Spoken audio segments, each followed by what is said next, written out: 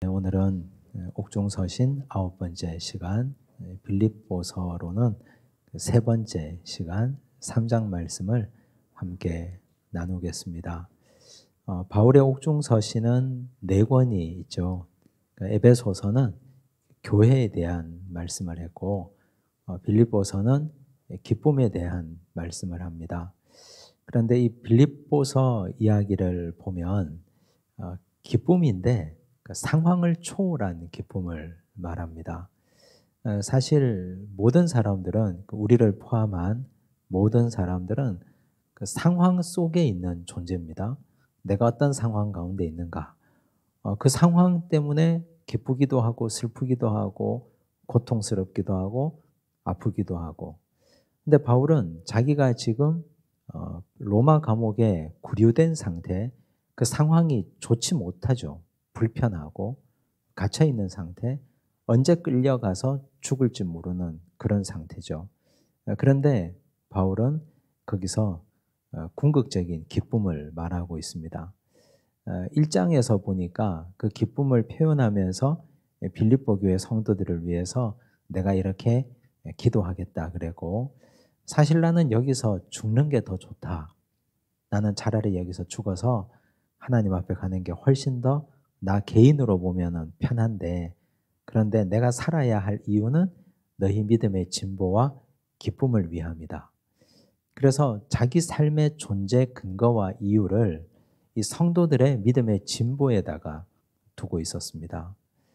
그리고 2장을 보면 이제 우리가 그리스도를 본받아야 된다. 예수 그리스도의 마음을 설명하는데 빌립보서 2장 5절에서 11절까지가 예수 그리스도의 마음이 쭉 나오지 않습니까? 그런데 우리가 지난주에 살펴본 바와 같이 예수 그리스도의 마음이라 했는데 거기서 중요하게 본 것, 종의 형체, 사람의 모양. 마음만 가지는 게 아니라 그 마음이 진짜 종이 되셨고 진짜 사람이 되셔서 십자가에서 그냥 달려 돌아가신 겁니다. 그게 곧 예수 그리스도의 마음이 바울의 삶으로 또 우리의 삶으로 형태로 이어져야 된다는 걸 전하고 있었습니다. 그리고 구원의 세 가지 차원에 대해서도 증거했죠. 칭의의 차원과 성화의 차원과 영화의 차원. 영화는 내가 죽어서 천국 들어가는 거고, 칭의와 성화가 오늘 이 땅에서 우리에게 중요하다 그랬습니다. 오늘 3장도 역시 그 맥락 가운데 있습니다. 칭의와 성화라는 그 맥락 가운데 있는데, 바울은 이 칭의와 성화라는 큰 틀, 이 맥락 안에서 빌립보서 전체를 기록하고 달려간다, 뭐 이런 등의 표현을 쓰고 있습니다. 이걸 보면 빌립보서가 이런 구조로 이루어져 있구나 하는 걸 알 수 있습니다. 첫 번째 질문 한번 보겠습니다. 바울이 빌립보 교인들에게 권하는 것과 삼가라고 하는 것이 무엇입니까? 1절에 보니까 끝으로 그랬습니다. 우리는 끝으로 나오면 끝나는구나, 좋다, 이제 집에 가도 되겠구나.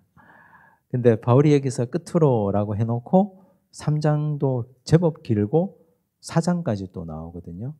그래서 여기서 끝으로 하는 건 내가 편지를 끝맺겠다는 말이 아니라 바울이 다른 표현으로 하는 말, 종말로, 이런 뜻입니다. 종말로. 즉 이 말은 이 세상에 종말이 왔는데 이 종말에는 이걸 정말 조심해야 된다. 이걸 꼭 기억해야 된다. 그런 뜻입니다. 나의 형제들아 주 안에서 기뻐하라 그랬습니다. 여러분 이거 굉장히 일상적인 말이잖아요. 주 안에서 기뻐하라. 많이 들어보셨잖아요. 근데 주 안에서라는 말을 한번 생각해 보시면 이게 도대체 무슨 뜻일까? 바울의 상황과 한번 연결해서 생각해 보십시오. 바울이 지금 어디에 있습니까? 감옥에 있잖아요. 근데 감옥에 있는 건 바울의 상황입니다. 감옥에 있으면 기뻐요, 슬퍼요, 괴로워요. 감옥에 안 들어가 봐서 모르잖아요, 우리는. 근데 상상만 해봐도, 그냥 생각만 해봐도, TV에 나오는 감옥의 죄수들의 이런 상황을 보기만 해도, 슬기로운 깜빵 생활 이런 거 말고, 그런 거 말고 진짜 감옥을 보기만 해도 우린 괴롭고 힘든 거거든요. 근데 굳이 감옥에 들어가지 않아도 인생 자체가 감옥이라는 사람도 많습니다. 그냥 그 자체가 괴로운 겁니다. 그런데 바울은 감옥에 있는데 자기는 감옥에서 기뻐하라 이렇게 말하지 않아요. 사실 조금 더 수준 있게 우리가 표현하려고 하면 나는 지금 감옥에 있는데 로마에서 구류 상태로 있는데 나는 지금 여기서 너무 기뻐. 그러니 너희도 감옥에 있어도 기뻐해. 이러면 되잖아요. 근데 바울은 그런 표현을 쓰지 않고 주 안에서 기뻐하라 이랬습니다. 그러면 주 안에서와 감옥에서가 충돌하고 대립하고 있는데 여러분 여기서 감옥이라는 건 자신의 상황을 얘기하는 거예요. 그렇죠? 어떨 때는 감옥에 있기도 하고 어떨 때는 궁궐에 있을 수도 있고 어떨 때는 저 인생 밑바닥 시궁창에 들어가 있을 수도 있고 어떨 때는 정말 구름 위를 걸어 다니는 것처럼 너무너무 행복하고 즐거울 때가 있습니다. 이런 우리 인생의 상황은 시시각각으로 매번 지속적으로 계속해서 바뀝니다. 감옥이건 어디건 계속 바뀝니다. 그런데 사람들은 감옥에서는 슬퍼하고 구름 위에서는 기뻐 뛰고 궁궐에서는 너무너무 행복하고 돈이 있으면 즐겁고 돈이 없으면 죽을 맛이고 그게 우리네 인생 아닙니까? 그렇잖아요. 그래서 여기서 바울이 말하는 건 그런 거 말고 그걸 다 뛰어넘어서 내가 감옥에 있건 어디에 있건 그건 하나님께서 나를 여기 두시니까 내가 여기 있는 건데 너희는 궁극적으로 우리의 신분은 주 안에 있는 거다. 지난주에 말씀드렸죠. 칭의가 뭐라 그랬습니까? 칭의는 신분이라 그랬습니다. 성화는 그 신분의 수준에까지 올라가는 수준이라고 그랬습니다. 그래서 칭의 받은 백성들은 내 상황과 상관없이 우린 그냥 기쁜 거예요. 주 안에 있기 때문에. 이걸 우리가 잘 기억해야 됩니다. 그래서 우리는 항상 내가 있는 이 주변, 사물, 상황 이것만 보는데 하나님의 사람들은 시선을 더 넓게, 더 높게, 더 크게 봐야 됩니다. 아, 나는 주 안에 있구나. 요셉을 보면 분명해지잖아요. 요셉은 보디발의 집에 죄수로, 노예로 살았습니다. 노예의 삶을 살다가 누명을 쓰고 감옥에 갔습니다. 거기에서 입지전적으로 꿈을 잘 해몽해서 이집트의 총리가 되었습니다. 노예로, 죄수로, 또 총리로. 그런데 그것과 상관없이 요셉은 하나님 안에 있었습니다. 그렇죠. 그가 총리의 삶을 살면서 뻐기거나 총리의 삶을 살면서 교만했다는 기록이 성경에 있습니까? 없잖아요. 그가 노예의 삶을 살면서 보디발 아내의 유혹에 넘어가지도 않았습니다. 누명 쓰고 감옥에 들어가서 그 상황 때문에 나 혀 깨물고 죽어버려야지. 이런 적도 없고 그는 그냥 성실하게 자기 삶에 최선을 다했습니다. 왜냐하면 그의 궁극적인 소속은 주 안에 있었기 때문에. 그러니까 그런 거거든요. 그래서 창세기에서 요셉 이야기는 옷에 대한 모티브가 나옵니다. 그 옷이 여러 번 바뀌잖아요. 채색 옷, 그 다음 노예의 옷, 죄수의 옷, 총리의 옷. 근데 그 옷과 상관없습니다. 이 사람은. 옷과 상관없습니다. 그의 진짜 옷은 예수 그리스도의 세마포 새 옷을 입은 그리스도의 신부의 옷입니다. 그게 이분의 궁극적인 자기 신분이었습니다. 그럼 우리는 지금 어디에 소속되어 있는가? 내가 진짜 주 안에 있는가? 이건 예수 믿는 사람이 굉장히 중요한 겁니다. 바울이 그냥 얘기했고 우리는 이 말씀을 너무 많이 들었고 너무 많이 읽었는데 주 안에 있다는 건 상황을 초월하라는 얘기입니다. 자, 또 주 안에 있다라는 말의 또 다른 의미는 십자가 아래에 있다는 말이거든요. 주는 예수 그리스도니까 예수 그리스도는 십자가잖아요. 십자가는 구약적인 의미, 출애굽적인 의미에서 말하면 문설주와 임방에 피 바르고 그 안에 들어가 있는 겁니다. 그렇죠. 그 안에 있으면 사망이 지나가잖아요. 죽음이 지나가잖아요. 그러면 기쁘지 않을 수 있습니까, 이게? 죽음을 면했는데 내 영혼이 죽음을 면했는데 우리가 어찌 기쁘지 않을 수 있습니까? 주 안에 있는데. 그래서 우리는 진짜 기쁨은 주 안에서 죽을 생명이 산 생명으로, 죽어서 지옥 갈 영혼이 천국 가는 영혼으로 변모되었다는 것. 그게 기쁜 거예요. 상황의 기쁨은 어떻습니까? 뭐가 있어야 기쁜 거죠. 손에 뭐 쥐어야 기쁜 거지, 전부 다. 그런데 신분의 기쁨은 그냥 거기 있어서 기쁜 겁니다. 그 안에 있어서. 칭의의 기쁨을 바울은 이런 식으로 표현했습니다. 이 잘 기억하셔야 됩니다. 바울은 이 말을 여러 번 한 것 같아요. 너희에게 같은 말을 쓰는 것이 내게는 수고로움이 없고 너희에게는 안전하니라. 여러 번 말씀한 것 같아요. 빌립보 교회 성도들 모아놓고 그때 교회를 개척할 때, 성도들에게 설교할 때, 성경 공부할 때도 계속 이 말씀을 전한 것 같아요. 그러니까 같은 말을 계속 쓴다고 말하지 않습니까? 중요한 말씀은 계속 들어야죠. 중요한 말씀은 계속 우리가 듣고 배우고 깨달아야 됩니다. 2절 보시면 개들을 삼가고 행악하는 자들을 삼가고 몸을 상해하는 일을 삼가라. 지나가다가 보면 개조심이라고 간판 옛날에는 많이 있었는데 이제 그런 의미가 아니고요. 여기 지금 삼가라라는 말이 3번이나 반복돼서 나오잖아요. 보통 이런 식으로 문장을 잘 쓰지 않습니다. 이건 틀린 문장이라고 그래요. 보통 어떻게 씁니까? 개들과 행악하는 자들과 몸을 상해하는 일을 삼가라. 이렇게 쓰죠. 그죠? 동사를 딱 한 번만 쓰겠죠? 근데 바울이 이렇게 문장을 명확하게 잘 쓰는 사람이 이걸 이렇게 삼가다를 3번 쓴 이유가 뭡니까, 이거? 진짜 중요하니까. 그러면 안 되니까. 진짜 삼가해야 되니까 그런 거예요. 강조하려고. 개가 누굴까요, 여기서? 동물, 도그, 강아지, 개가 아니고요. 유대인들이 이방인들을 향해서 뭐라고 부릅니까? 개라고 부르거든요. 이방인들을 천대하고 무시하면서. 근데 바울이 여기서 거꾸로 그런 이방인들을 천대하는 율법주의자 유대인들을 향하여 개들이라고 부른 겁니다. 너희가 개다. 하나님께서 택정하신 이방인들을 천대하고 그들을 개라고 부르는 율법주의자 너희들이 바로 개다. 그들을 삼가하라. 행악하는 자들. 유대 율법주의자들이 하는 모든 행동이 다 악을 행하는 거예요. 그걸 삼가하라. 3번째, 구체적으로 또 얘기합니다. 몸을 상해하는 일을 삼가라. 몸을 상해한다는 말, 할례 받는 겁니다. 할례 받는 것. 바울이 여기서 이제 할례를 얘기했는데요. 유대 율법주의자들은 할례주의자들이에요.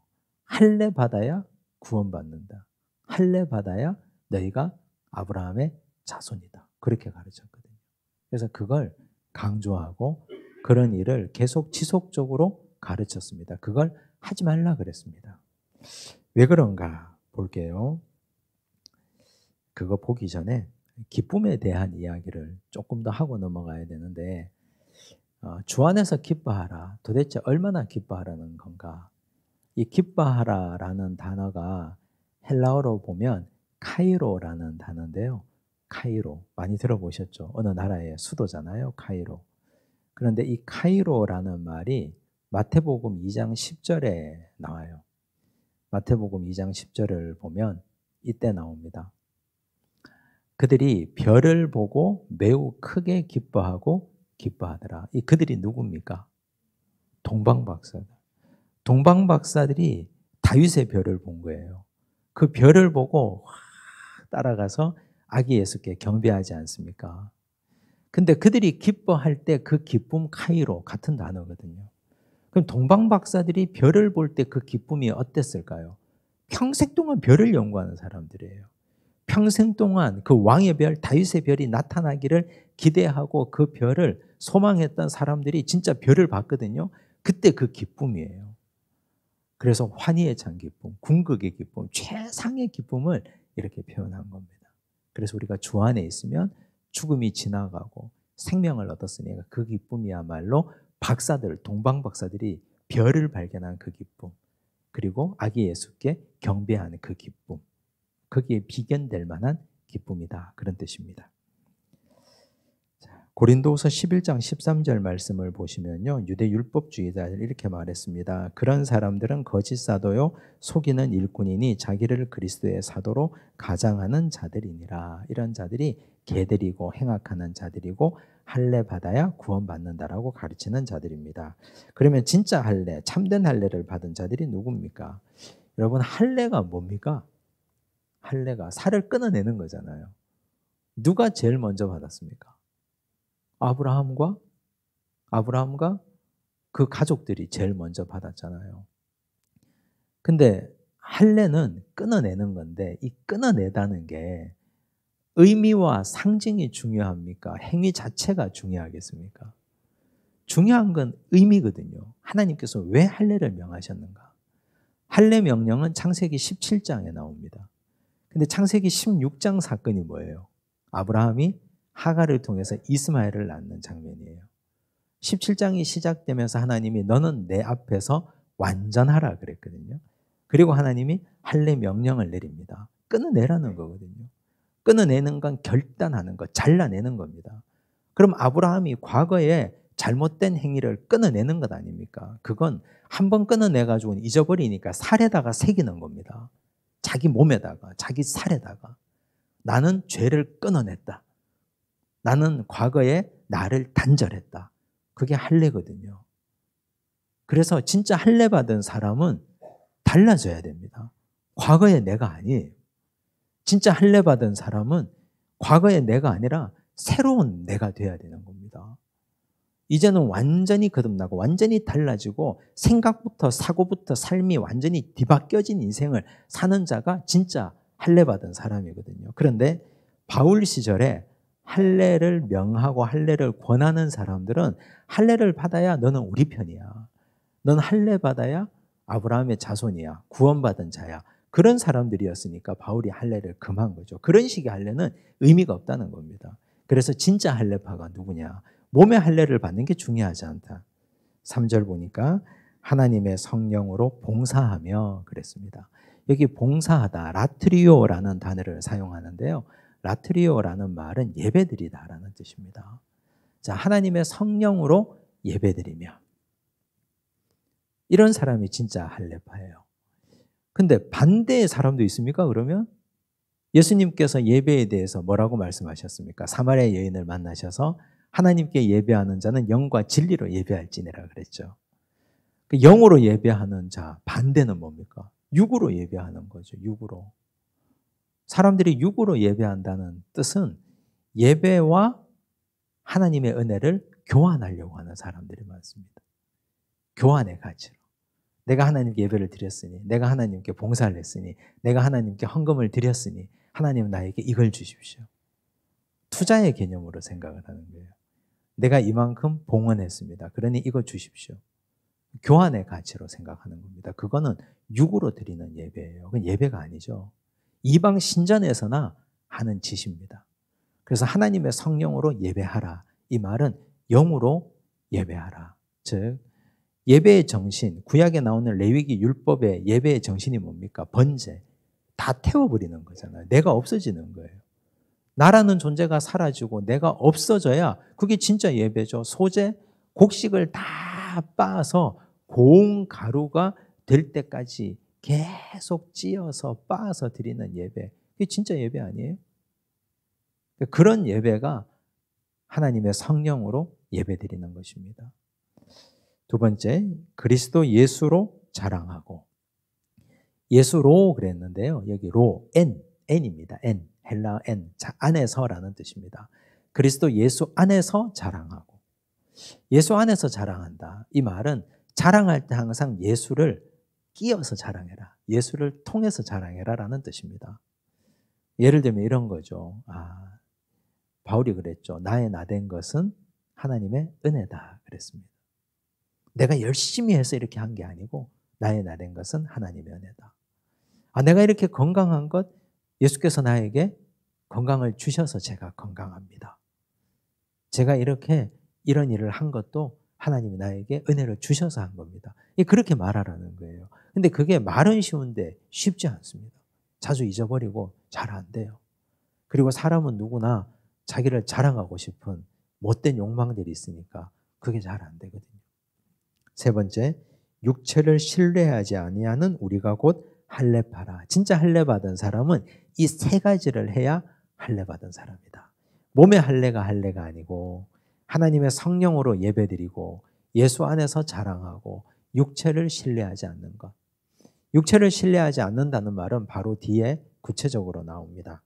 43쪽 보시면 예레미야 9장 23절 24절이 나오는데요. 볼게요.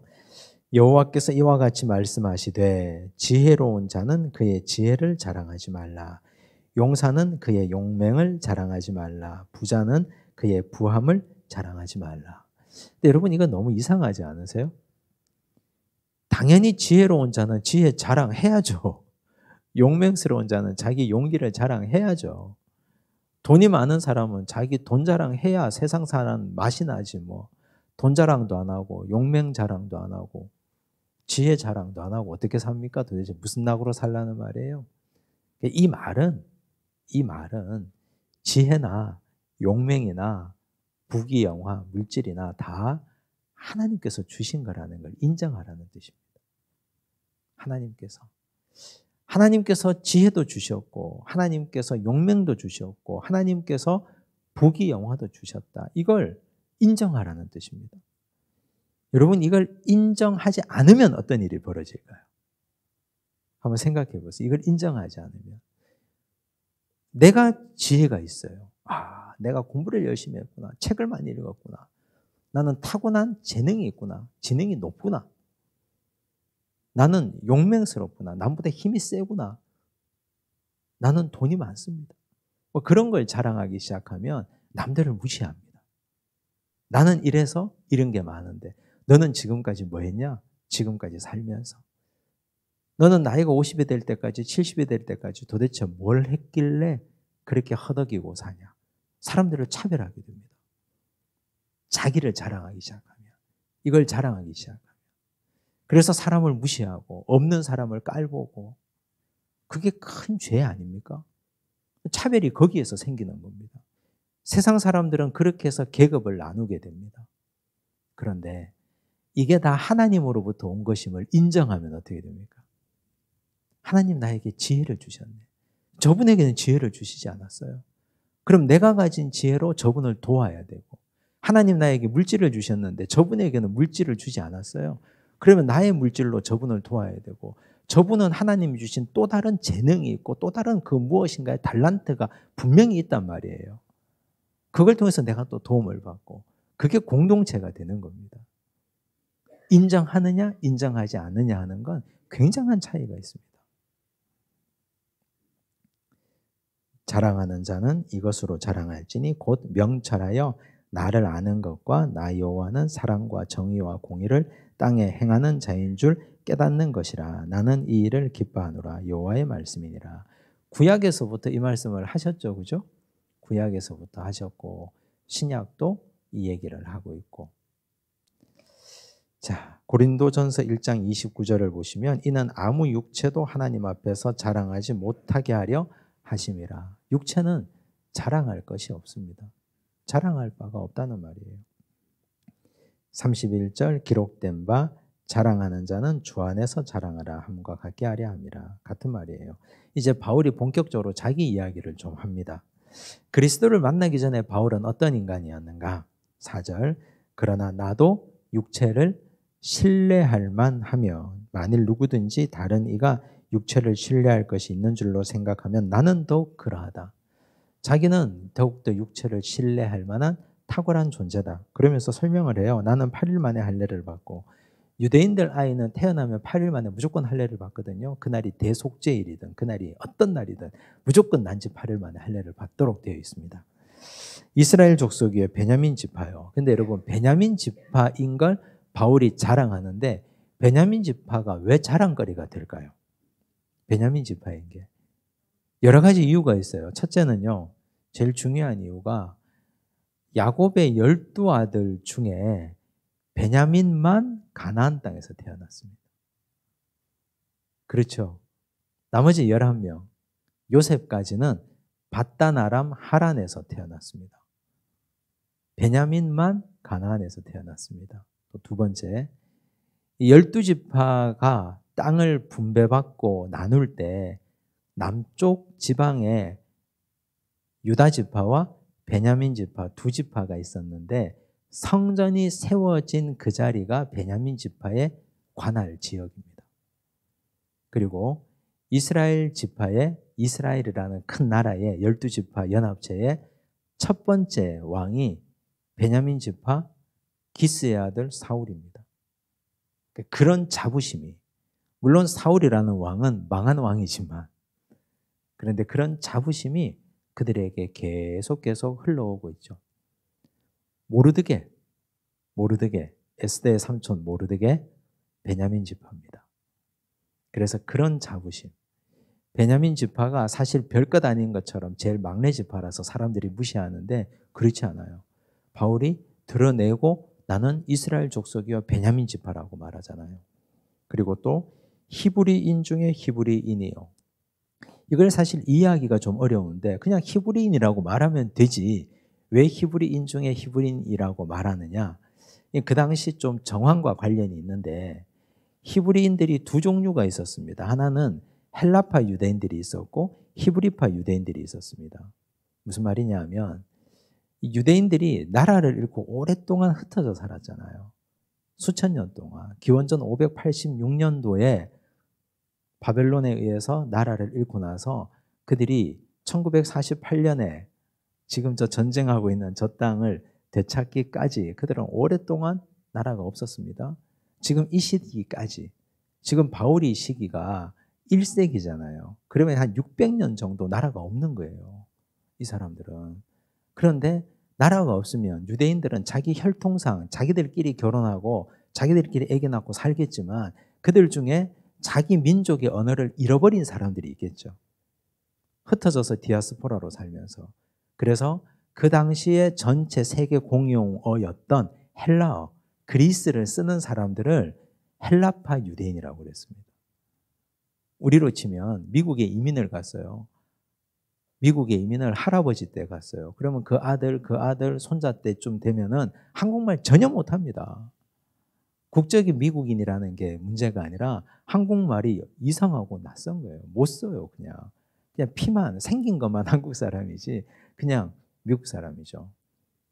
그런 식으로 디아스포라 유대인들 중에 헬라파 유대인들이 있었고 그런데 지독하게 히브리어를 쓰는 사람들이 있었습니다.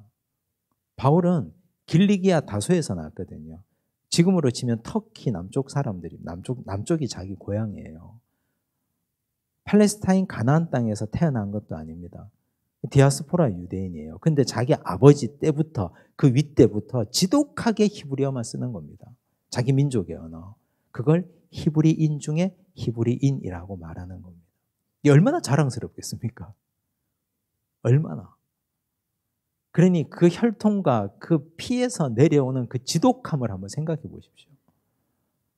자기들 유대인들 중에도 헬라파 유대인들과 히브리파 유대인들을 딱 놓고 보면 거기서 정통성은 당연히 히브리어를 쓰는 유대인들, 그들이 가지고 있지 않겠습니까? 바울은 그런 사람이었어요. 게다가 로마 시민권도 갖고 있었고. 나오죠. 또 율법으로는 바리새인이요 열심으로는 교회를 박해하고 율법의 의로는 흠이 없는 자라. 완벽한 거예요. 완벽한 거. 이런 사람 찾기가 너무너무 어려운데 공부도 잘해서 또 공부에 재능도 있고 관심도 많아서 가말리엘 문화에서 배웠던 사람이죠. 그런 사람이에요. 자, 그런데요. 그리스도를 만나기 전에 그런 사람이에요. 그런데 44쪽 보시면 바울이 그리스도를 만난 후에 변화된 모습을 말해 보십시오. 중요한 건 그겁니다. 바울이 베냐민 지파요, 히브리인 중에 히브리인이요, 율법으로는 바리새인이요, 율법의 의로는 흠이 없는 자였는데 그게 구원을 가져다 줬냐는 문제입니다. 그게 진짜 주 안에 있게 해줬느냐. 자기 조상 때부터 히브리어를 썼던 것과 그가 베냐민 지파였던 것이 그를 구원으로 인도해 줬느냐는 겁니다. 아니잖아요, 그게. 바울은 그걸 다메섹 도상에서 예수님 만나고 깨달은 거예요. 그러나 무엇이든지 내게 유익하던 것을, 과거에 유익했던 거예요. 앞에서 언급했던 그런 것들, 내가 그리스도를 위하여 다 해로 여길 뿐더러 여기다 헤게오마에 판단하다라는 뜻이에요. 그리스도를 위하여라는 말은요, 예수를 믿는데, 즉 예수 그리스도를 구주로 영접하고 주를 따라가는데 방해가 되는 거죠, 다. 또한 모든 것을 해로 여기면, 또 해로 여긴다는 말이 나오죠. 내 주 그리스도 예수를 아는 지식이 가장 고상하기 때문이라. 이게 알다라는 말이 나오는데요, 그냥 지식적으로 아는 걸 의미하는 게 아니에요. 경험하다라는 뜻입니다. 바울은 예수 그리스도를 경험하는 것이 가장 고상하다 그랬습니다. 고상하다. 우리가 생각하는 고상함, 예쁜 옷 입고 우아하게 서 있는 거, 그런 고상함이 아니라 가장 가치 있고 가장 뛰어나다라는 뜻입니다. 바울은 지금까지는 자기가 히브리인 중에 히브리인이요, 또 베냐민 지파요, 바리새인이요, 가말리엘 문화에서 공부했고 율법의 의로는 흠이 없는 것, 그게 최고라고 생각했거든요. 근데 예수 만나고 주 안에 있으며 구원받고 나니까 그게 나에게 구원을 주지 못했다는 걸 깨달았던 거죠. 그래서 예수를 경험하는 것이 최고의 가치다. 이걸 바울이 드디어 깨달았던 겁니다. 예수 그리스도를 아는 지식이 가장 고상하다. 여러분, 우리 그리스도인들이 이 가치를 가지고 살아야 됩니다. 이 가치를 가지고 살지 않으면 그게 세속화거든요.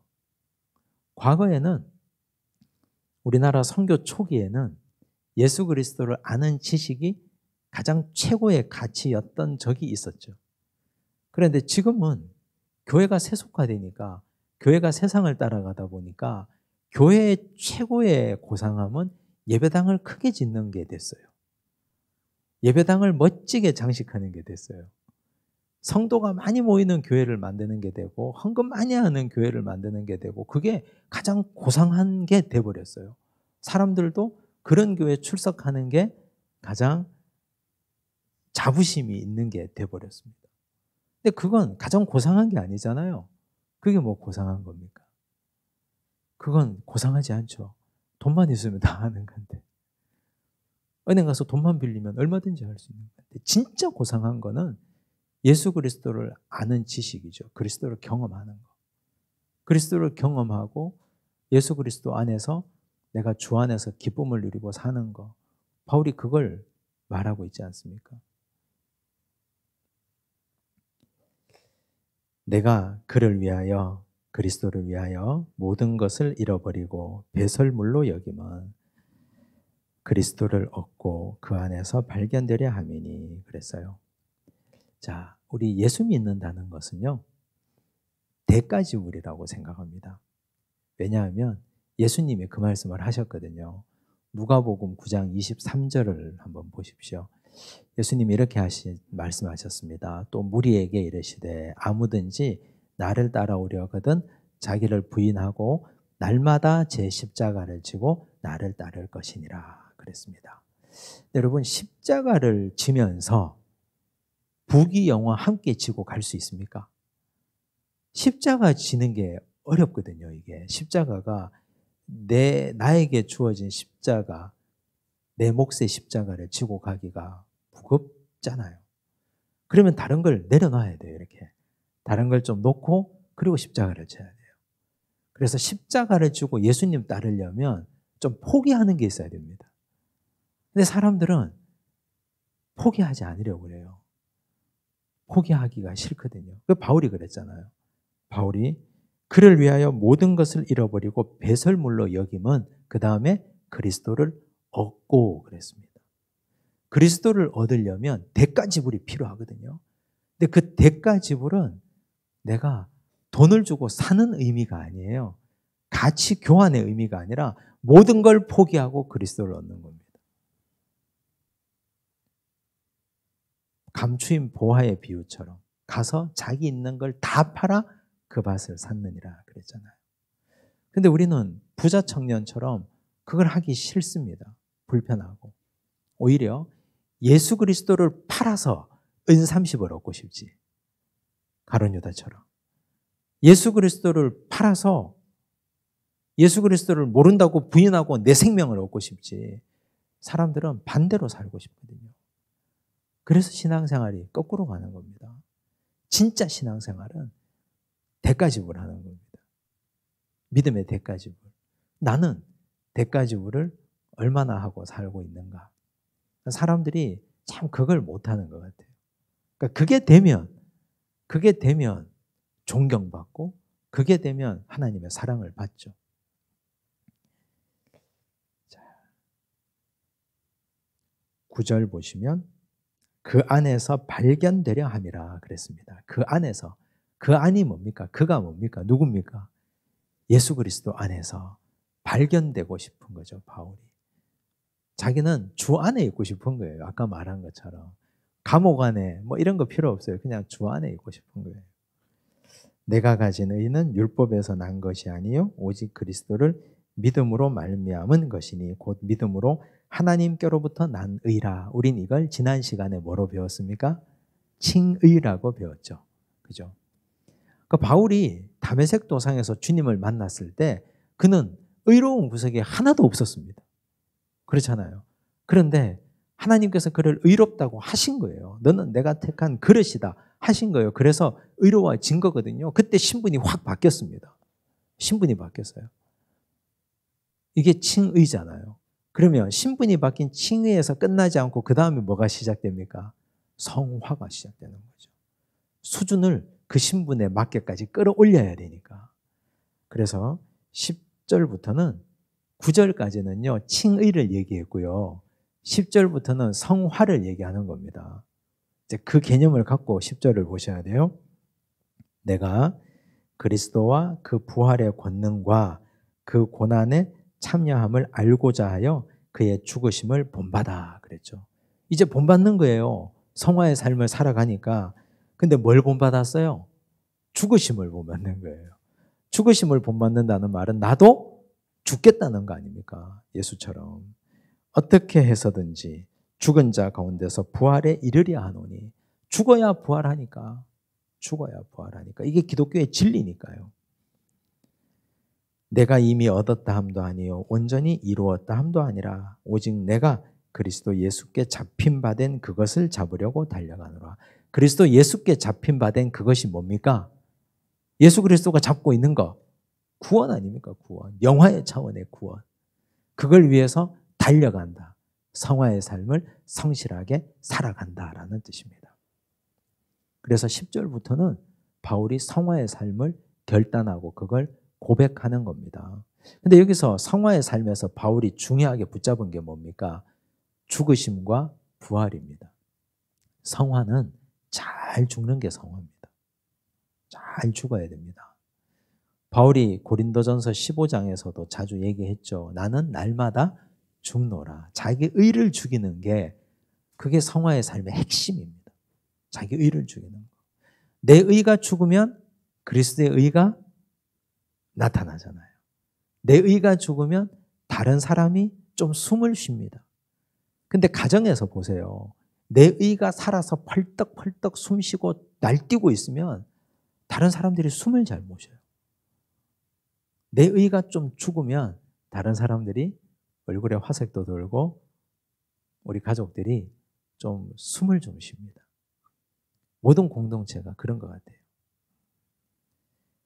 자, 골로새서 1장 24절. 멋진 말씀이 나오죠. 역시 이것도 바울이 한 말인데 나는 이제 너희를 위하여 받는 괴로움을 기뻐하고 성도들을 위하여 받는 괴로움을 기뻐하겠다.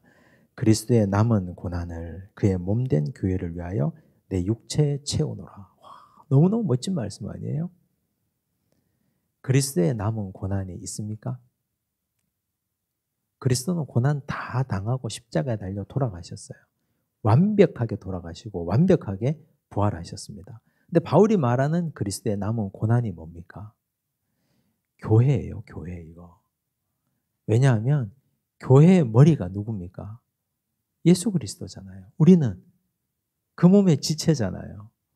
그러면 예수 그리스도와 나는 한 몸 공동체라는 거죠. 그렇잖아요. 교회는 지금 바울 시대에 이 교회는 핍박받고 있거든요, 지금. 바울 시대의 이 교회가.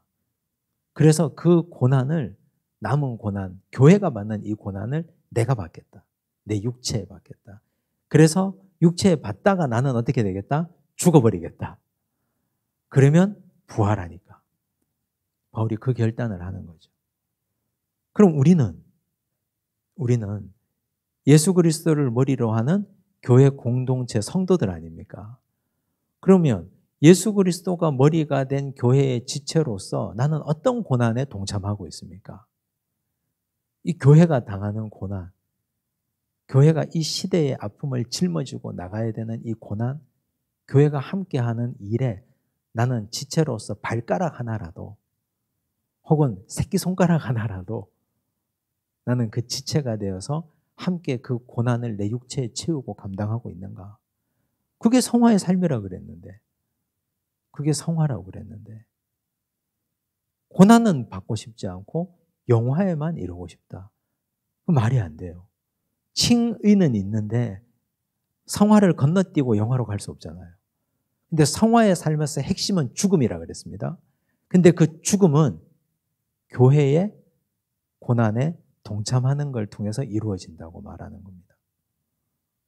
그래서 교회가 힘들 때 혹은 교회가 한 방향을 향해서 나아갈 때 그때 헌신하고 그때 수고하고 그때 그 고난을 내 육체에 채우는 자 하나님은 결단코 있지 않습니다. 결단코. 왜냐하면 같이 지체된 자로서 같이 고난받았잖아요. 우리 주님과 함께. 표대를 향하여 달려가는 바울의 자세가 어떠합니까? 13절 형제들아 나는 아직 내가 잡은 줄로 여기지 아니하고 오직 한 일 즉 뒤에 있는 것은 잊어버리고 앞에 있는 것을 잡으려고. 보십시오. 잡은 줄로 여기지 아니하고 뭘 잡은 줄로 여기지 아니한다. 구원이죠, 구원. 오직 한 일 즉 뒤에 있는 것은 잊어버리고. 뒤에 있는 게 뭡니까? 업적이에요. 자기 업적. 바울이 지금 로마에 구류된 상태로 이 편지를 쓰고 있는데요. 이 편지를 쓰는 시점이요. 사도행전 28장 이후입니다. 그럼 사도행전 28장까지 올 때까지 바울 이야기가 얼마나 많이 나와요. 바울 이야기는요. 사도행전 9장부터 나옵니다. 근데 바울이 안디옥 교회에 파송을 받고 1차 선교행을 떠난 건 사도행전 13장부터 나옵니다. 그럼 거기서부터 시작해서 28장까지가 전부 바울 이야기거든요. 근데 그 뒤에 있는 일은 잊어버린다 그랬습니다. 잊어버린다. 이게 나오죠. 무슨 뜻입니까? 무관심하다. 관심이 없다. 성화의 삶을 살아가는 사람의 자세가 내가 이전에 했던 나의 업적에는 관심이 없는 거예요. 근데 우리는 어때요? 과거의 무용담에 취해 살지 않습니까? 제가 옛날에 어땠는데요. 제가 옛날에 지금은 제가 이래 봬도 목사님 제가 한때는 소도 잡았고 제가 한때는 근데 그럴 여가가 없다는 거예요. 성화의 삶을 사는 사람은 과거의 영화에 빠져서 과거의 내 자랑에 빠져서 그거 뒤돌아본다고 앞을 향해서 지금 나가야 되는데 성화의 삶을 살기 위해서 교회에 그리스도의 몸된 고난을 내 육체에 채우기 위해서 열심히 내가 일하고 또 성실하게 나아가야 되는데 그러려면 여가가 없는데 너무너무 바쁜데 언제 과거를 회상하고 그러고 앉아있다는 말입니까? 그런데 이건 우리가 죽을 때까지 해야 되는 거예요. 그래서요. 평균 수명 늘어나는 거 별로 좋은 일 아니에요. 얼른 빨리 성화의 삶 끝나고 얼른 빨리 천국 가버려야지. 뭘 그렇게 100살까지 자꾸 약 먹어가며 막 그렇게 가면 저는 그렇게 믿습니다. 우리 성도들이 양산 천변도 열심히 걷고 운동 열심히 하는 건 열심히 그리스도의 남은 고난을 육체에 채우기 위해서 운동하시는구나. 저는 그렇게 믿습니다. 저 혼자 그렇게 믿고 있습니다. 열심히 운동하시는 거는 저래가지고 내년에 어디 봉사하시려고 운동하시겠지. 저는 그렇게 믿고 있습니다. 열심히. 그래야 돼요. 그래야 돼요. 진짜. 우리가 열심히 몸을 가꾸고 보약 먹고 영양제 먹고 밥 먹을 때마다 약 이만큼 털어놓고 막 그건 전부 다 열심히 일하려고 그러는 거지 뭐 다른 거 있겠습니까? 그거 없이 100살까지 살아봐요. 죄만 짓는 거지. 뭐 하겠어요, 그거. 그래가지고. 그냥 열심히 성화의 삶을 살기 위해서 앞을 보고 또 나가고 해야 돼요. 성화의 삶을 사는 공동체는요, 시끄럽지 않습니다. 교회가, 성도들이 모두가 다 이 빌립보 교회가 바울이 그것 때문에 이걸 쓰는 건데 여인네들이 모여 앉아가지고 자꾸 옛날 얘기나 하고 과거가 이랬니 옛날이 좋았니 어쩌니 저쩌니 이런 얘기 해봐야 너희들 성화의 삶에 아무런 도움 되지 않으니까 뒤에 있는 건 잊어버려라. 앞을 향해서 계속해서 전진하고 주의 일을 하고 열심히 한 걸음 한 걸음 또 나가라. 그래야 교회가 조용해요. 일하는 교회는 조용합니다. 일하지 않는 교회가 시끄러운 거예요. 자꾸 공동체도 계속 앞으로 또 전진하고 또 전진해야지. 언제 그거 자꾸 뒤통수 잡고 있습니까? 빨리빨리 하고 나가야죠. 그래서 14절 나오죠. 표대를 향하여. 표대가 뭡니까? 영화. 그냥 천국 들어가는 거 그 표대. 그거 향해서 그리스도 예수 안에서 하나님이 위에서 부르신 부름의 상을 위하여 바울이 급하거든요. 성질이 달려가느라. 달려가는 거예요. 달려가는데 뒤에 있는 거 돌아보다가 달려가다가 자빠지죠. 그러니까 돌아보면 안 되는 거예요. 계속해서 달려가고 또 달려가고 전진하고 앞을 향하여 또 나가고. 빌립보 교인들은 이제 누구를 본받아야 됩니까? 17절 형제들아 너희는 함께 나를 본받으라. 함께라는 말을 쓴 이유는 빌립보 교회 성도들 모두가 다 나를 본받아다오. 근데 사실 이건요. 얼굴에 철판 깔지 않으면 잘 하기 힘들잖아요. 부모가 자식에게도 나를 본받아 하기 얼마나 어려운데. 근데 이 말은 그런 것 같아요. 본받아라 하는 말은 나는 지금 성화의 삶에서 이렇게 달려가고 있으니 같이 가자. 같이 달려가자. 내가 열심히 지금 달려가고 있으니 우리 함께 가자. 이 말이에요. 가르치는 자가요. 앞선 자가 같이 막 달리고 있으면 이 얘기 할 수 있거든요. 근데 이 바울이 이 교회 개척 목사 아닙니까? 그거 하지 않고 있으면서 같이 가자 이런 말 어떻게 합니까? 같이 가는 거예요. 전부 다. 교회는 한 방향을 향해서 계속 같이 달려가는 공동체입니다.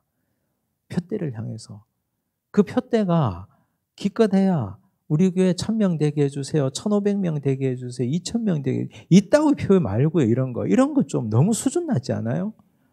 그런 거 말고 이 가을에 뭐 장로님은 5명 전도하고 집사님은 3명 장로님 100명 전도하면 왜 안 됩니까? 근데 그런 거 말고 영화의 삶을 위해서 보다 더 궁극적인 하나님의 나라를 위해서 함께 달려가는 거예요. 교회 짓고 큰 교회 만들고 그렇게 달려가는 거 말고요. 정말 영화의 삶을 위해서 우리가 성화의 삶을 계속해서 함께 가자. 바울이 그걸 독려하고 있습니다. 내가 이렇게 가니 우리 함께 가보자. 우린 그 얘기 할 수 있잖아요. 우리 자녀들에게도. 가다가 쓰러지면 같이 이렇게 해주면 되니까. 그리고 너희가 우리를 본받은 것처럼 그와 같이 행하는 자들을 눈여겨보라. 이렇게 달려가는 자들을 눈여겨보고 본받으라 그런 거예요. 내가 여러 번 너희에게 말하였거니와 이제도 눈물을 흘리며 말하노니 여러 사람들이 그리스도의 십자가의 원수로 행하느니라. 십자가의 원수 뒤에 나옵니다. 어떤 자들인가? 19절 그들의 마침은 멸망이요. 즉 십자가의 원수가 어떤 자들일까요? 앞의 말과 비교해서 생각해 보면 뒤돌아보고 성화의 삶 살지 않고 죽치고 앉아 있는 자들. 과거 출애굽할 때 이스라엘 백성들 같은 인간들이죠. 그들이 뭐라 그랬습니까? 과거 우리가 이집트에서 고기가마 곁에서 고기 구워 먹을 때가 좋았는데 너희들이 나를 이곳으로 인도해서 우리를 굶어 죽게 하는도다. 이랬던 인간들. 자꾸 뒤돌아보고 자꾸 옛날 타령하는 인간들. 십자가의 원수예요. 십자가는 머물러 있고 뒤돌아보는 게 아니라 전진하고 나가는 거거든요. 앞으로 나가는 게 십자가지. 영화의 삶을 위해서 앞으로 계속 나가는 거죠. 그들의 마침은 멸망이요. 그들의 신은 배요. 로마 사람들이요. 로마의 부자들은 먹을 게 너무 많아가지고 먹고 토하고 먹고 토하고 그게 일이었답니다. 먹고 토하고 손가락 집어넣어서 또 토하고 또 먹고 토하고. 그러니까 바울이 보니까 우리는 배고파서 굶어 죽겠는데 그러고 노니까 그러니 그들의 신이 배죠. 배가 신이죠. 배가. 배부르게 하기 위해서 혀를 감각적으로 맛있게 하기 위해서 계속 그게 신인 거죠. 그렇게 땅에 목적을 두고 사는 사람들, 그 영광은 그들의 부끄러움에 있고 땅의 일을 생각하는 자라. 땅의 일을 생각하는 자. 그래서 뒤를 돌아보는 자들은 땅의 일을 생각하는 자들이거든요. 근데 칭의 받았으면 영화를 바라보고 하늘을 바라보고 계속 달려가야 됩니다. 그래서 바울이 골로새서에서도 그랬어요. 골로새서 3장 1절과 2절 보시면 바울이 그런 얘기를 하죠. 그러므로 너희가 그리스도와 함께 다시 살리심을 받았으면, 즉 구원받았으면 위의 것을 찾으라. 거기는 그리스도께서 하나님 우편에 앉아 계시느니라. 위의 것을 생각하고 땅의 것을 생각하지 말라. 이 말은요, 뒤돌아보지 말라는 말입니다. 뒤돌아보지 마라. 과거의 영화에 목매지 말고 앞을 보고 전진하고 또 나가라. 그 다음 바울은 빌립보 교인들에게 성도가 궁극적으로 소망해야 할 것이 무엇이라고 합니까?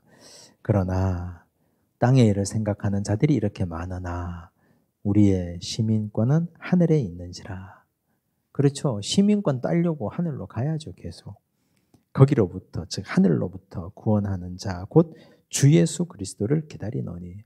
주 예수 그리스도가 하늘에서 공중 재림하실 거니까 그걸 기다리니까 그냥 가만히 앉아서 뒤돌아보고 기다릴 수 없으니 우리는 계속 달려가라. 그는 만물을 자기에게 복종하게 하실 수 있는 자의 역사로 우리의 낮은 몸을 자기 영광의 몸의 형체와 같이 변하게 하시리라. 이게 영화 아닙니까? 그렇죠. 빌립보서 3장은요. 9절까지는 칭의의 이야기를 하고 있었어요. 바울이 구원받기 전 상태, 칭의 받은 상태. 10절부터 이 끝까지는 성화의 상태인데 성화의 삶을 살아가는 자는 이러이러해야 된다는 걸 보여준 겁니다. 즉 죽어야 되고 부활해야 되고 뒤돌아보면 안 되고 표대정하고 그리스도의 고난을 내 몸에 채우도록 교회를 위하여 헌신하고 봉사하라. 그 말씀입니다. 잘 살펴보시고 이제 다음 주에는 빌립보서 4장 마지막을 함께 보겠습니다. 기도하겠습니다. 하나님 아버지 감사합니다. 바울은 상황에 따라서 일이 일비하지 않았습니다. 주 안에 있었기 때문입니다. 그가 주 안에 있는 신분을 가진 자로, 칭의에 속한 자로 그는 주 안에서 항상 기뻐하고 주 안에서 행복해하고 즐거워했습니다. 감옥에 있어서도 그는 당당했으며 주눅들지 않았고 기죽지 않았고 항상 표대를 정해놓고 표대를 향하여 달려갔습니다. 주여, 우리가 하나님의 은혜로 의롭다 하심을 입은 칭의 받은 사람인데 이제는 성화의 삶을 살아가기 원하오니 주여, 성화의 삶을 우리 교회 공동체 성도들이 함께 손잡고 나아가게 하여 주시옵소서. 주여, 우리가 그리스도의 죽으심에 동참하게 하옵시고 우리의 목표가 영화이오니 이 길을 걸어갈 때 그리스도의 몸된 고난을 그리스도의 몸된 교회를 위하여 내 육체에 채울 결단과 용기를 가지고 나아가고 달려가게 하여 주시옵소서. 바울처럼 함께 가자고 권할 수 있는 자 되게 하시고 바울이 앞서가니 그 뒤따라간 빌립보 교회 성도들처럼 우리 모든 성도들이 함께 그 길을 동행하며 나아가게 하여 주시옵소서. 결국은 그 몸을 영광의 형체로 변하게 하실 예수 그리스도를 만나는 영화의 자리까지 최선 다하여 매 순간 매 순간 성실하게 걸어가게 하여 주시옵소서. 모든 말씀 예수님 이름으로 기도드리옵나이다. 아멘.